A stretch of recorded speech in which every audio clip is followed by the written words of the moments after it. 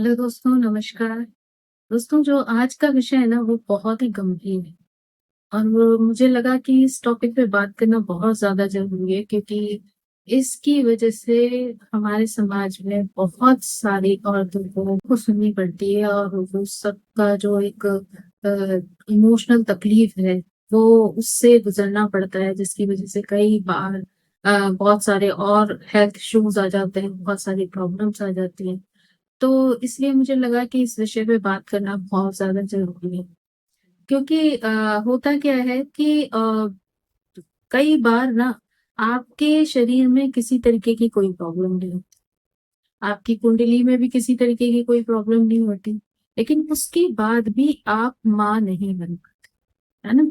माँ बाप नहीं बन पाते हैं। और लेकिन क्या होता है कि आप अपने आप को तो फिर भी शायद समझा लें या समझाने की कोशिश कर लें, लेकिन सोसाइटी आपको कई बार इस चीज के लिए बहुत ज्यादा तकलीफ पहुंचाती है।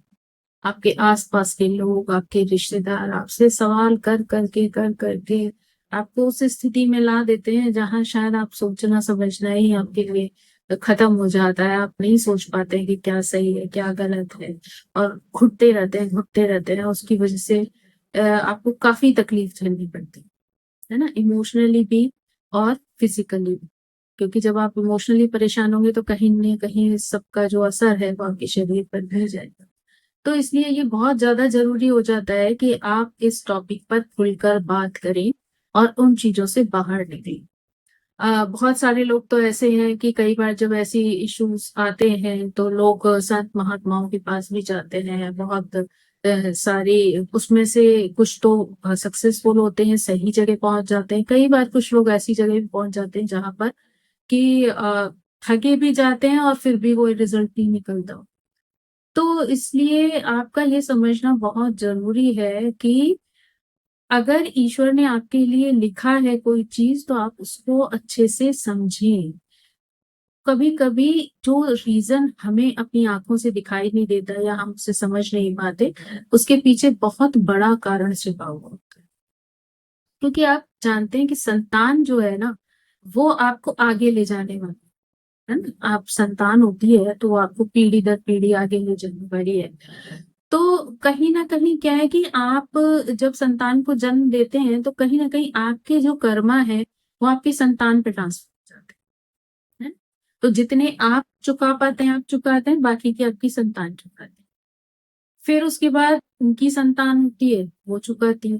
तो ऐसे कर करके जो ये चीज है उसका एक दूसरे से कनेक्शन, एक चेन सी बनती चली जाती है, चेन बन के वो आगे आगे आगे ट्रांसफर होती चली जाए। तो कई बार आप ये सोचिए, जब आप इसे डेप्थ में समझने की कोशिश करेंगे तो आप जानेंगे कि मान लीजिए आपके कर्मा ही ऑलरेडी खत्म हो चुके हैं, आपको नेक्स्ट बर्थ मिलना ही नहीं है, आप यहाँ कंप्लीट हो गए हैं, कोई चीज आपकी ट्रांसफर होने के लिए रह ही नहीं गई है। तो इसीलिए शायद संतान आपको ईश्वर ने नहीं दी है। क्योंकि कई बार आप डॉक्टर के पास जाएंगे, डॉक्टर कहेगा कोई प्रॉब्लम नहीं है। आप कुंडली में दिखवाएंगे, आपको लगेगा नहीं कोई प्रॉब्लम नहीं है, लेकिन फिर भी आप माँ बाप नहीं बन पा रहे हैं। तो आप ये समझने की कोशिश कीजिए कि हो सकता है कि आपका जो मुक्ति का समय है, जो मोक्ष का समय है, वो करीब आ चुका है। क्योंकि इतने जन्मों से जो कुछ भी आप झेलते आ रहे थे, जो आप ट्रांसफर करते करते करते आगे तक आए हैं, तो हो सकता है कि वो सारे कर्मा जो है वो इस जन्म में पूरे होने वाले हैं, कंप्लीट होने वाले हैं। आपको नेक्स्ट बर्थ में जाना ही नहीं है, आपको मोक्ष में जाना है। तो अगर आप मोक्ष की तरफ जाएंगे तो आप अगर किसी से भी कनेक्ट हो जाते हैं कहीं पर, है ना, तो कहीं ना कहीं वो कर्मा आपके साथ फिर जुड़ जाएंगे, फिर एक नई साइकिल शुरू हो जाएगी। क्योंकि कई बार ऐसी स्थिति में ये भी होता है कि मान लीजिए ईश्वर ने तो आपके लिए लिखा ही नहीं, आपका यहाँ पे समय खत्म हो रहा है, आप सारी चीजों को झेल रहे हैं, सब चीजें आपकी कंप्लीट होती जा रही हैं। लेकिन क्या हुआ कि अचानक से आपने आ, कोई इवन जानवर रख लिया। मान लीजिए आपने एक डॉग रख लिया घर पर, है।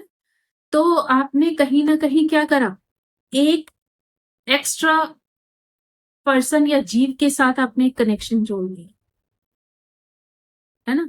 या आपने कोई बच्चा गोद ले लिया, आपने उसके साथ अपना एक कनेक्शन बनाया। तो अब क्या हो गया, आपके नए कर्मा पैदा हो गए। जिन कर्मों को आपको यहीं खत्म करके मोक्ष में जाना था, अगेन वो चीजें आपके साथ जोड़कर एक नए कर्मा की कंटिन्यूटी हो गई। तो आपका जो साइकिल था वो ब्रेक नहीं हुआ, बल्कि कंटिन्यू हुआ। तो अगर आपका यहाँ साइकिल ब्रेक होना है, आपको मोक्ष में जाना है, तो कई बार आपको संतान नहीं मिलती है। इसमें कोई भी दुखी होने की या अपने आप को कोई छोटा या गिरा हुआ मानने की आवश्यकता नहीं है, क्योंकि ईश्वर ने आपके लिए कुछ और सोच रखा है। ईश्वर ने आपको कहीं और ले जाना है, मुक्ति के धाम पे ले जाना है, मोक्ष दिलवाना है। तो आपके लिए यहाँ पे चीजें स्टॉप होने लगी। हो सकता है जितनी भी बची कुची आपके कर्म है वो इसी जन्म में कंप्लीट होने वाले हैं। तो आपको वो सारी चीजें हो सकता है कष्ट दे, सुनना पड़े लोगों से, लेकिन कोई बात नहीं, क्योंकि ये चीजें तो थोड़े टाइम की। जिस दिन आप ये संसार छोड़ देंगे, आपके सारे चीजें जो है वो इसी दुनिया में छूट जाएंगी, है ना। तो इसलिए आप इन चीजों पर दुखी ना हो, उनको तकलीफ ना समझें, बल्कि ईश्वर का दिया हुआ एक वरदान समझें, क्योंकि ईश्वर ने आपके उन कर्मों को कंप्लीट कर दिया है। आपका वो जीवन कंप्लीट हो रहा है। आपके लिए उन्होंने एक रास्ता बना दिया है, जहां जो चीज बहुत ही मुश्किल से बहुत ही किस्मत वालों को मिलती है। तो इसलिए आप उसे अभिशाप नहीं बल्कि एक वरदान समझें और उसे स्वीकार करें अपने जीवन। क्योंकि जब आप उस चीज को स्वीकार कर लेंगे ना कि ये ईश्वर का दिया हुआ वरदान है, तो आप धीरे धीरे उन चीज की तकलीफ से बाहर निकल। क्योंकि मैंने बहुत सारी लेडीज को, बहुत सारी फैमिलीज में दुख झेलते हुए देखा है, उन तकलीफों को झेलते हुए देखा है। तो मेरा कहना सिर्फ यही है कि प्लीज आप उसको एक अभिशाप ना माने, उसको अपनी तकलीफ ना माने, बल्कि ये सोचें कि शायद ईश्वर ने आपको किसी खास चीज के लिए चुना। क्योंकि आप ये देखो कि हो सकता है कि भगवान ने आपके लिए कोई स्पेशल चीज चुन रखी हो, आपको वहां पे कार्य करना है। लेकिन अगर मान लीजिए आपकी संतान हुई, है ना, और आप उसमें लिप्त हो गए, तो आपके लिए जो भगवान ने एक पॉजिटिव कर्मा कहीं पे चुन रखा था, जो कि आपको इस जन्म में कंप्लीट करना था, वो तो आपका छूट जाएगा ना। क्योंकि आपकी जो आसक्ति या जो आपका लगाव है, वो पूरी तरीके से किस में हो गया, संतान में हो गया। तो आपने उस एक संतान के लिए हजारों संतानों को, जहां आपको जाके हेल्प करनी थी, किसी न किसी रूप में हजारों प्राणियों को हेल्प करनी थी, वो सिमट के कहाँ रह गई, एक संतान। तो कभी कभी भगवान जो है, कभी आपको एक अच्छे रास्ते पर ले जाने के लिए, एक अच्छी दुनिया में ले जाने के लिए, एक अच्छी चीजें करवाने के लिए जो उन्होंने आपके लिए चुनी है, वो आपको एक ऐसा तकलीफ कई बार देते हैं जो कि संसार को लगता है कि वो तकलीफ है, आपको भी लगता है कि वो तकलीफ है, पर कहीं ना कहीं वो ईश्वर का दिया हुआ वो वरदान है, जिसमें आप हमेशा के लिए उन तकलीफों से मुक्त हो जाएंगे। और अगर आपने मान लीजिए वो जो समय है वो किसी बहुत अच्छे काम में दिया, तो क्या होगा, वो पुण्य आपके साथ बहुत जल्दी जुड़ने लगेगा ना। आपने मान लीजिए उस एक संतान के लिए जो आप मेहनत करते, जो स्ट्रगल करते, जो पैसा खर्च करते, वो आपने 1000 पे करा, है ना, 1000 लोगों की हेल्प की अपने जीवन में। तो वो क्या हुआ, वो 1000 लोगों की जो पॉजिटिविटी है वो आपके जीवन के साथ जुड़ जाएगी। तो अच्छा ये होगा कि आप इन चीजों को अभिशाप ना समझें, पॉजिटिव लें इन सारी चीजों को, ईश्वर का आशीर्वाद, ईश्वर का वरदान समझें, और पॉजिटिव रहते हुए जीवन में अच्छे अच्छे वो कार्य करें, ताकि जो उन सब से विशेष आए, जो उन सब की शुभकामनाएं आपको मिले, वो आपको जीवन में उन्नति के मार्ग पर ले जाएं, मोक्ष के मार्ग पर ले जाएं। ताकि जो इस दुनिया में आने जाने का जो चक्र है, जो एक दूसरे को चीजें ट्रांसफर करने का या अपने कर्म ट्रांसफर करने का जो चक्र है, वो यहीं पर खत्म हो जाए।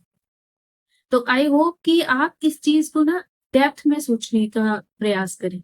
सिर्फ मेरी 4 लाइनें बोल देने से और आपके सुन लेने से वो प्रॉब्लम सॉल्व नहीं होगी, बल्कि जो चीज मैं आज आपको बता रही हूँ, आप उसको समझने का प्रयास करें, उस पर सोचें, चिंतन करें, मनन करें।